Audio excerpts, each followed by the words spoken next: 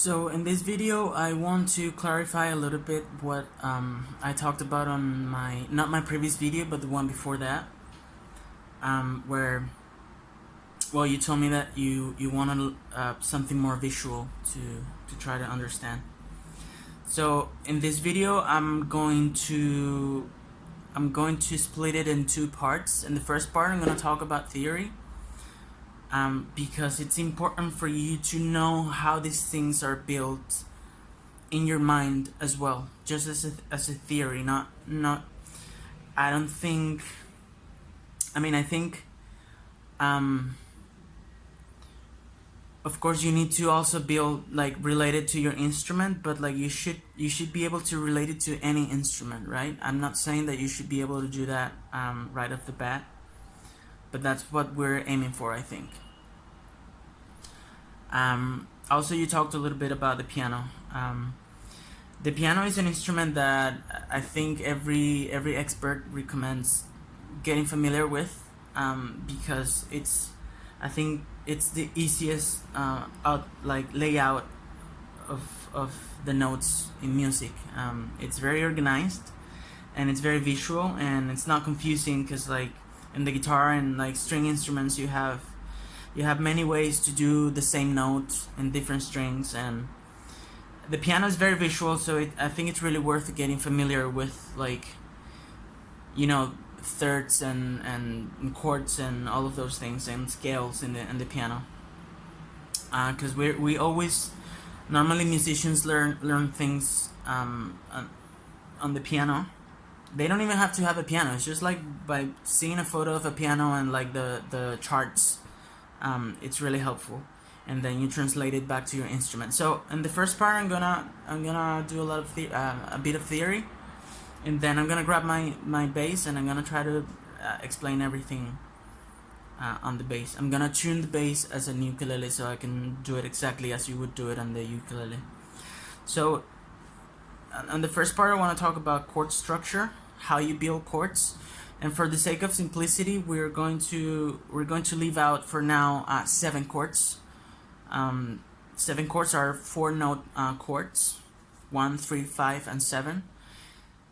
So we're gonna talk about triads on this video only. So it's a little bit more simple to grasp. So I have a chart here. I try to make a visual example. So chords, when we talk about chords, fundamental chords, we talk about triads, right? In triads, how do you build triads? The way you build triads is using stacking of thirds, which is, as you know, I think you know this already. You take a tonic, then you go up a third, and then you have your 3rd degree, and then you go another third, and you have your 5th degree. But the thing about thirds is that they can be major thirds or minor thirds, and then using combinations of these two is what's going to give us the different chords. So now imagine one of those locks that you have to like rotate the gears and get the code right to be able to open.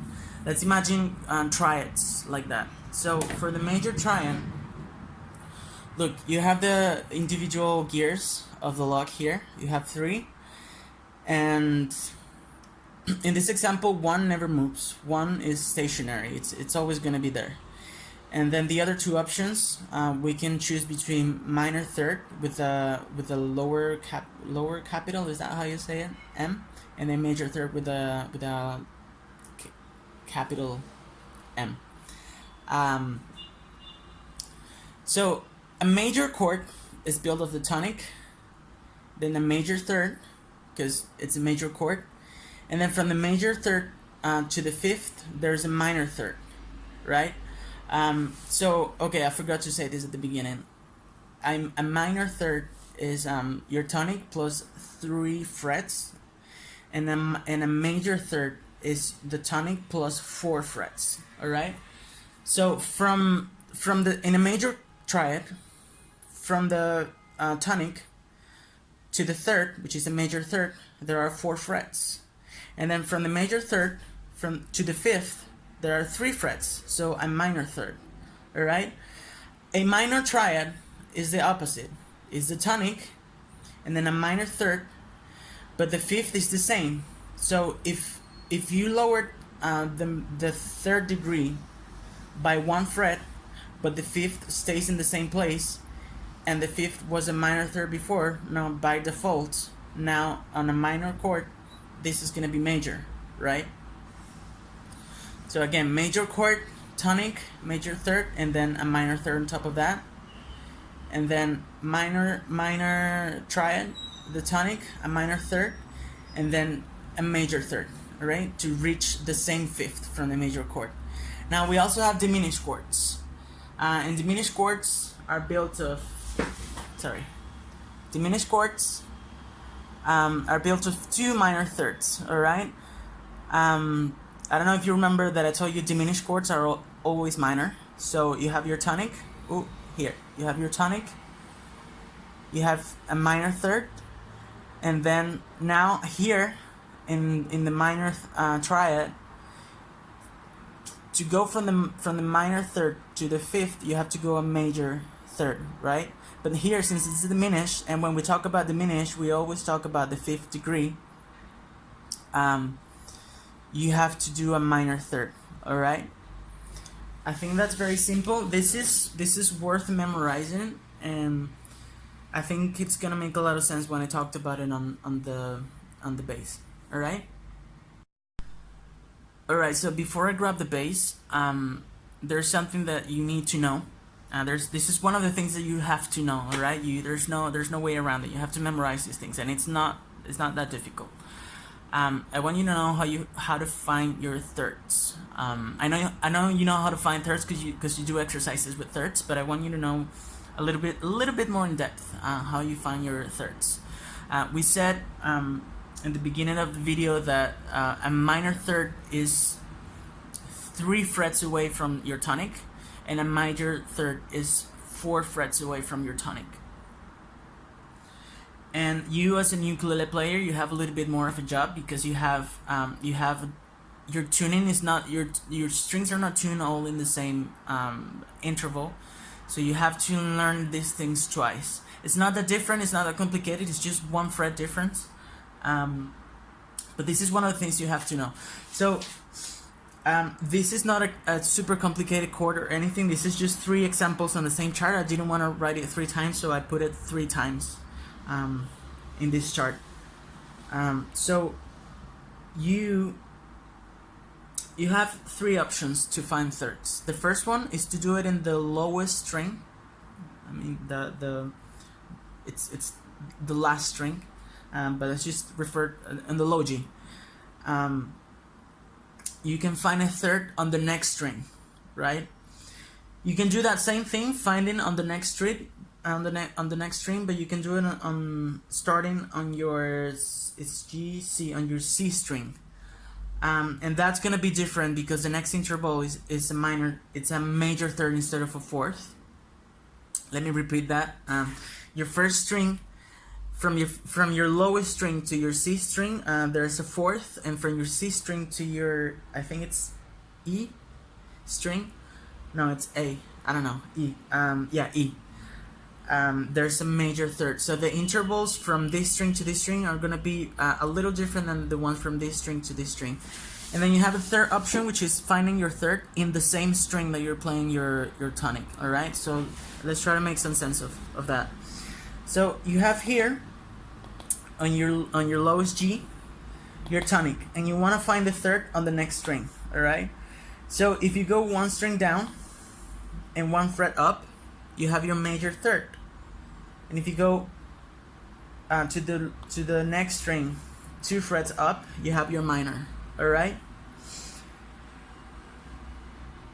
I hope that makes sense, right? You have your tonic here. You want to find the third on this string. You want to find the third for this tonic, and then you go next string, 1 up is your major, and then 1 more up is your minor. This is something you should know. Like at any given time, whenever you have a tonic, you know your thirds are up here. All right. As you know, your fourth is here and your fifth is here. All right, but we're not talking about those. We're talking about thirds. Now you can do the same thing on the C string. You want to find the thirds on the next string. and this is going to be a little more different.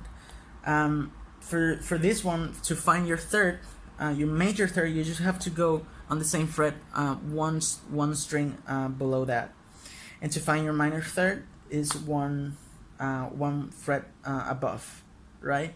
It's the same thing, but in this example, these two are pushed one fret up. So now the major third is not one string lower and one fret higher, but on the same fret. All right. And then you have the option, and this works for all the strings the same, of course. This you can do in any string. All right. I just did it in this one because it was the one that was available for me to draw on. You have your tonic here, and then your minor third is 1, 2, 3 frets away, and your major third is 1, 2, 3, 4 frets away. All right. I hope that makes sense. Now, baby, here we have a major triad, all right, on your ukulele. This is your tonic, and as we know from the beginning of the video, a major triad is made of a major third and then a minor third, all right, major in red and minor in blue. So you have your tonic, and then to find the major third, you have to go one string below that, and one fret above. There you find your major third. And now to complete the triad, we need to play the fifth, which we know by the formula that is a minor third from your third degree, right? So now you have two options on the ukulele. You can go 3 frets below, because 3 frets is a minor third, right? And now you have your tonic, your major third, and then one minor third from that is your fifth. But you can also find this fifth a minor third away from this note here on the other string, which we know on the C string a minor third is one string below, 1 fret up. All right, just as the same. So this interval here, 1 string lower, 1 fret up above, on the low G is a minor third, but here on the C string here on the G string is a major third, and on the C string, this same pattern, look, that it's just a line above because it's the same pattern, is a minor third. All right, so you have your tonic, your major third that you find it 1 string lower, 1 fret above, and then you can find the fifth by going another minor third up, either on the same string, 3 frets more, or on the next string, the same pattern. All right. Now in the bass, my bass is now tuned as a ukulele. So imagine this is my root note here. Root note, major third here, 1 string below, 1 fret above, and then I can go on a minor third to find my fifth in the same string, 1, 2, 3, major triad, or I can do it, like this, same thing. We're just playing the fifth, same note, we're playing the fifth in a different place, alright?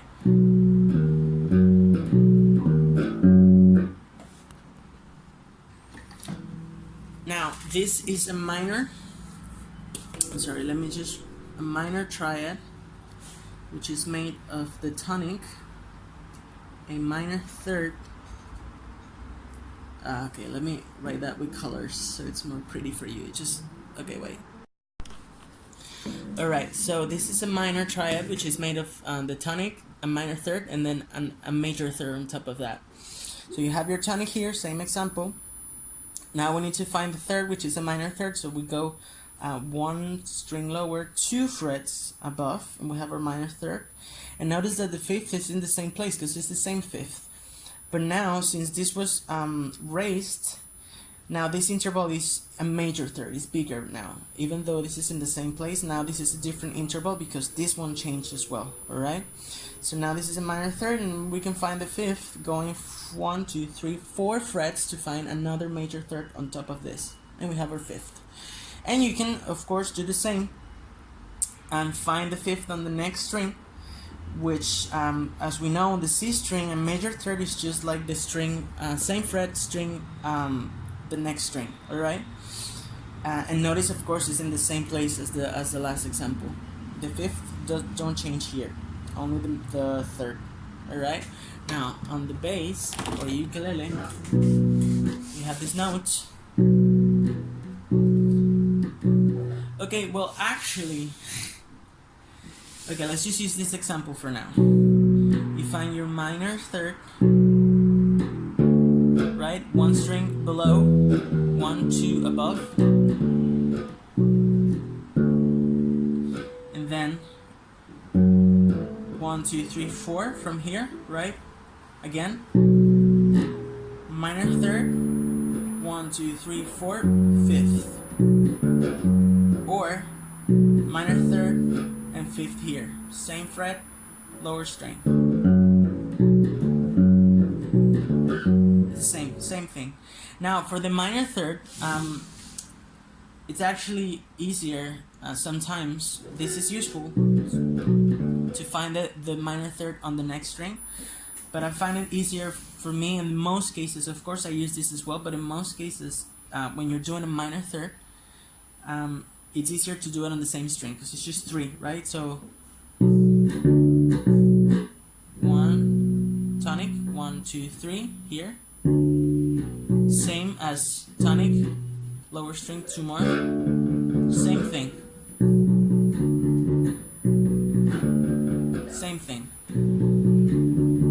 and then you go a major third,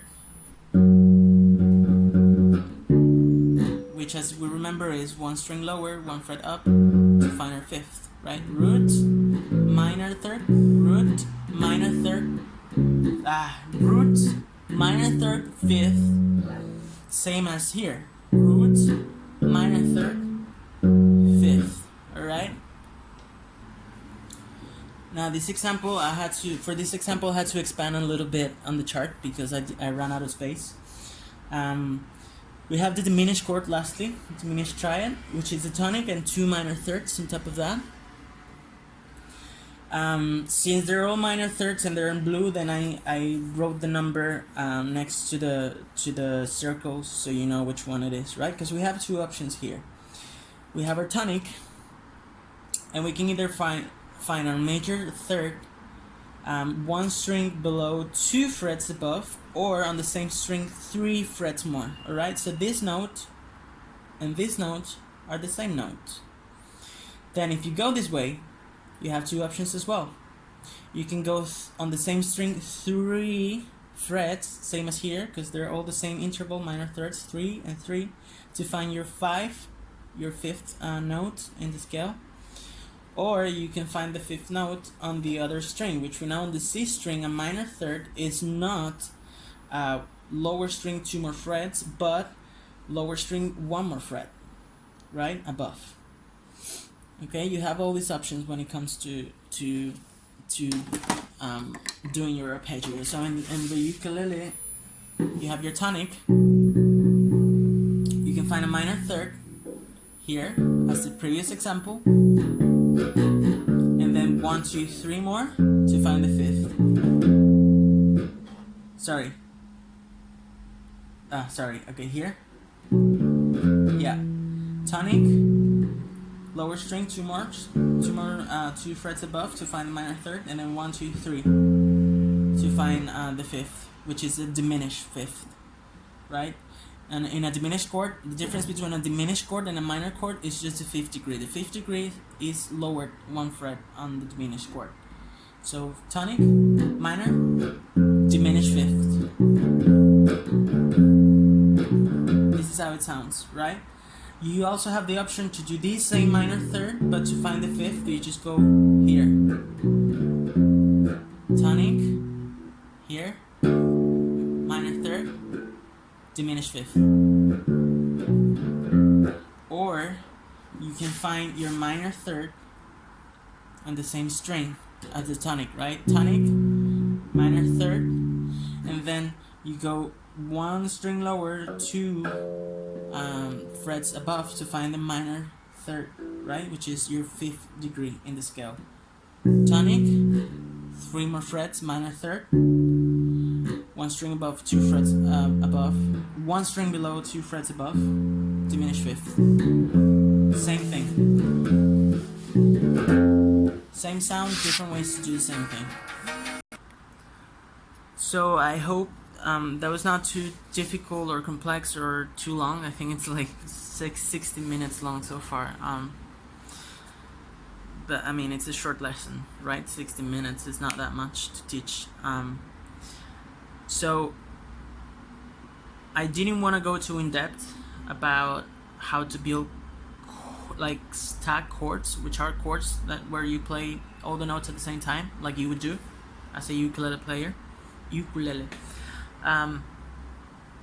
Because I want to keep it simple, and then on a different lesson I'm gonna tell you how you actually build stack chords with this. Because the problem with this is that, for example, if you decide to go the route of finding the minor third on the same string, you cannot play two notes in the same string at the same time, right? So when it comes to building chords, you have to do something a little bit more creative. But this is the very basics. These are arpeggios. This is how I do them on the bass, because I play arpeggios, right? No, I don't play stack chords normally. So yeah, just learn this and practice it. And next time, so something I think it's worth doing is whenever you're playing any song and you see your chords. Of course, I'm planning a lesson more in depth about chords. But you can start doing this now. When you're doing any chords, you stop for a second and think, okay, what chord is this? I know it's an E minor, so let's find an E. And then when you find your tonic, then you press the chord and you start seeing, okay, what are intervals am I doing here? Like, what's actually going on? Why am I pressing these notes?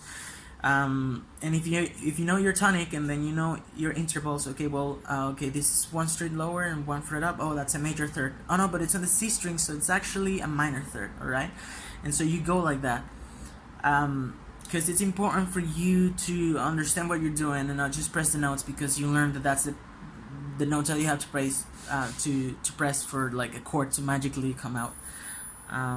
So yeah, I love you. I just want to quickly add that all of the shapes that I talked about on this video are shapes that you're already doing.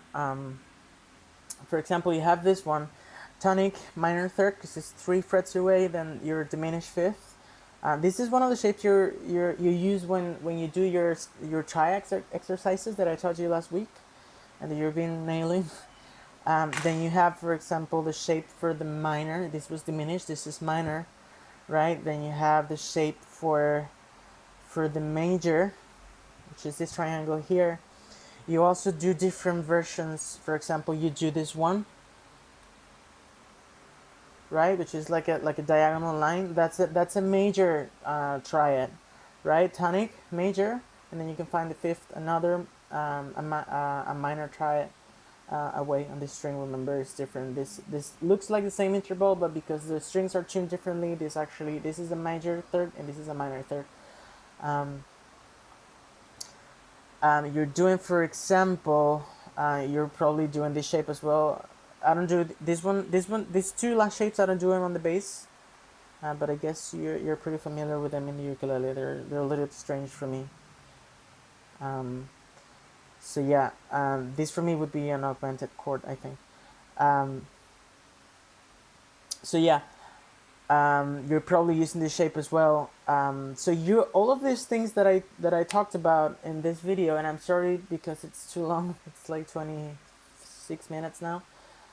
You're already using all of this. So maybe what I want you to do now is whenever you're doing your scale exercises now, be a little more conscious of why you're doing those shapes, what those shapes mean, and where are the notes, and like why is this shape a minor triad? Oh, okay, well, this is a minor third, and then this is the fifth, which I could also find here, right? I hope you're stuck with this knowledge, because this is pretty useful to find the fifth in different places. um, I'm not going to talk about how to find every interval in this video, because it would be too much and it's kind of unrelated. But that's also another important thing. I mean, what I asked you to do with the thirds, that I asked you to know, it doesn't matter where you are. Let's just draw three tonics, right? It doesn't matter where you are. If you know you have this tonic, you know your thirds are up here. You just know that. This is one of the things you just have to know. You know your thirds are here. Of course, they're gonna be different for this string. I also have to deal with that on the guitar, not on the bass, luckily. And then here is the same, right? Since this string is a fourth interval in the tuning, just as this, then every interval that we're talked about here works on this one too. The only different one is when you have your tonic on the C string. So of course you have your minor third here and your major third here. It doesn't matter where you are. If you have your bass note, you know your thirds are here. This is something you should know. Your thirds are just here, all right? As you should know that on this string, your fourth is here. This is something you should know. Your fourth, and then your fifth, and then your diminished fifth, and then you have your second here, your minor second, your minor third, 1, 2, 3, minor third. You don't have to memorize. I know I'm aware that I'm going a little bit too quick, but I don't want you to memorize this. My point is that you should know what notes are around your tonic. It doesn't matter where you are, right? Of course, you have concepts also like finding your intervals on different strings. I don't want you to memorize this next thing, but I just want you to see that it is there, right? Imagine we have this tonic here. Just ignore all of this. Ignore all of this. We have this one. You can find your fifth here. Right? Yeah, sorry, I got a little bit confused because it's a different tuning for me. It doesn't matter where you are. You need to know what notes are surrounding. So you can find the fifth here, or you can find it here as well. This is the same note, right? This is something you should know. Of course, I want you to start with the thirds. Memorize where the thirds are, right? It's something you just know. Your thirds are here. This is the C string, remember? This is where you find it on the C string. Someone tells you, oh, play this note. Oh, play a major third. Oh, yeah, fuck, it's here. I just know that. Because it's something you just have to know. So start with this interval, and then we'll get into the other ones. Then, of course, you'll get into things a little more complex, like finding an interval on this string, for example. This. Let me erase everything that's not. And now this is an octave, right? These both are exactly the same note, all right? You don't have to memorize this now, but like, this is what you're aiming for, to know, to take any note and you know everything that's around it, because it's the same pattern.